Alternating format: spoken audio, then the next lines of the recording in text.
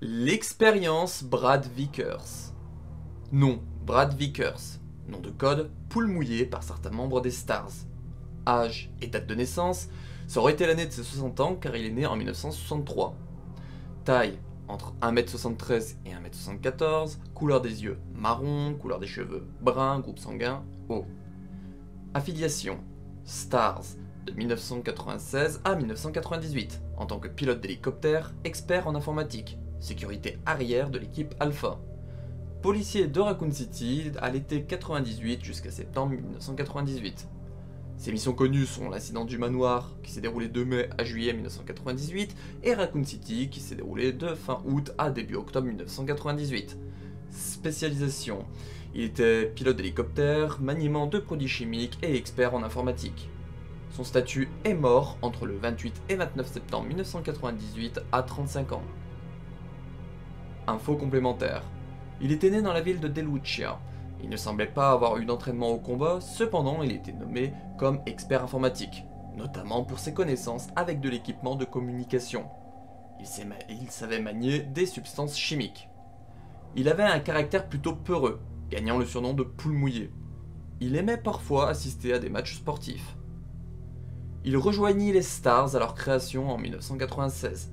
Bien qu'il fût assigné en tant que pilote de l'équipe Alpha, il occupait d'autres rôles parfois comme sécurité arrière en patrouille.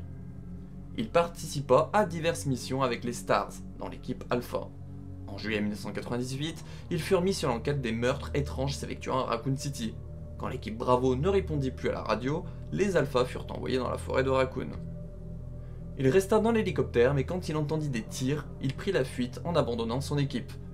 Il se ressaisit dans les airs et se mit à tourner en rond autour de la forêt de Raccoon, tentant de contacter ses collègues. À l'aube du 25 juillet, alors que ses réserves de carburant arrivaient à la fin, il reçut un signal. Il se rendit vers le manoir Hartley et vit ses collègues combattre une créature étrange. Il leur fournit un lance-roquettes, puis se posa pour les récupérer une fois la créature abattue. Ils rentrèrent et allèrent voir le chef Irons pour dénoncer toute la situation, mais ils ne furent pas crus. Brad se fit petit, n'ayant pas vécu les événements.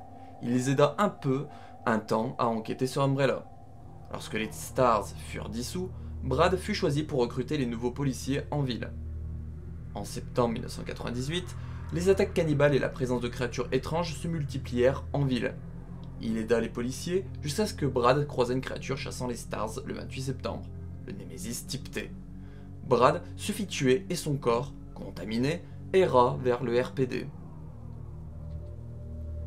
La présence de Brad Vickers dans le canon de la saga se fait via Resident Evil 1996, Resident Evil 2 1998, Resident Evil 3 Nemesis 1999, Resident Evil 2002 et Resident Evil 3 2020.